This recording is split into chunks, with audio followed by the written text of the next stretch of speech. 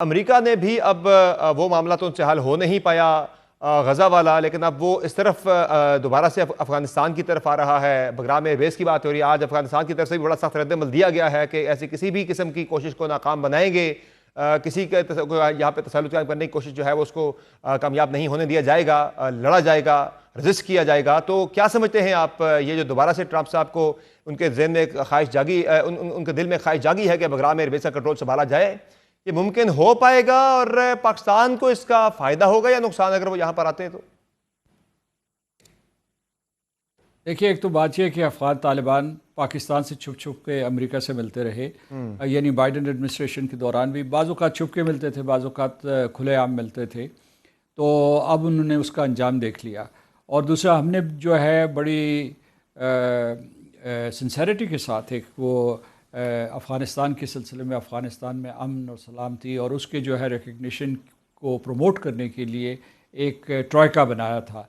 तो अफ़गानिस्तान ने भी उसमें ताउन नहीं किया और उसके बाद जो है अमेरिका भी पीछे हट गया था रूस की वजह से, क्योंकि रूस भी उसका हिस्सा था।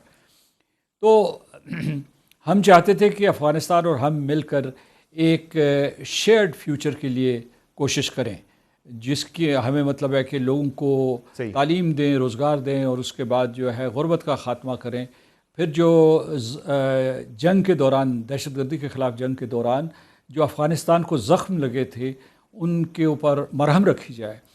लेकिन वहाँ अफ़गानिस्तान की सरज़मीन हमारे ख़िलाफ़ इस्तेमाल होती रही।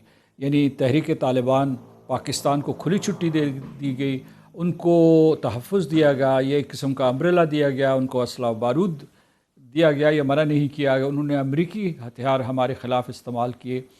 और अभी जो पिछले दिनों जो है अफ़गान तालिबान ने जो अपनी सेलिब्रेशन की थी अगस्त में, उसमें उन्होंने अमरीकी असला की, यानी जो वो छोड़ गए थे 7.5 बिलियन डॉलर्स का बहुत बड़ा ज़ख़ीरा था, उसकी नुमाइश की।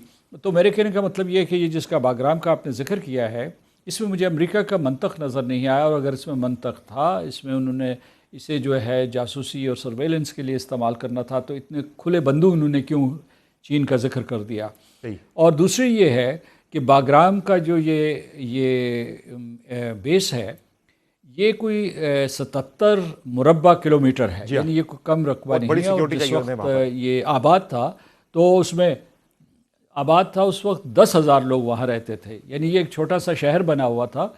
तो ये सॉवरन टेरिटरी में से अफ़गानिस्तान के लिए मजबूरी होगी कि एक चंक उठा के नहीं दे सकते, और वो भी ऐसी ताकत को जिसके साथ उन्होंने 20 साल तक जंग लड़ी।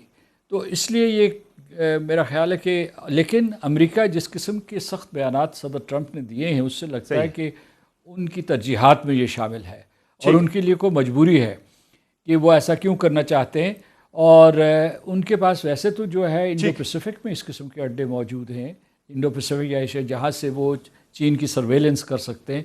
वो क्यों चाहेंगे कि अफ़गानिस्तान से करें? अच्छा, आपका एक सवाल था, उसका मैं जवाब दे देता हूँ मुख्तसरन। आपने ये कहा था कि क्या ये पाकिस्तान के फ़ायदे में होगा या नुकसान में होगा।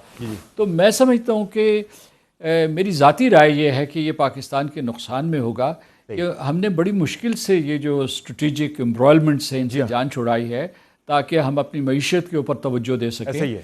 तो जब इस किस्म की जंग हो रही हो, तो सारी दुनिया में हमारी रेपुटेशन ख़राब हो जाती है कि वहाँ जंग जारी है, वहाँ सरमायाकारी ना करो, वहाँ अमन और सलामती में जब अमन नहीं होगा तो पाकिस्तान को भी इसका नुकसान होगा, गारंटी नहीं है। सही है। बहुत शुक्रिया सरदार मसूद खान साहब, आपने प्रोग्राम में ज्वाइन किया। नाज़रीन, आप गुफ्तगू सुन रहे थे अक़वाम मुत्तहिदा में पाकिस्तान के साबिक़ मुस्तक़िल मंदूब सरदार मसूद खान की।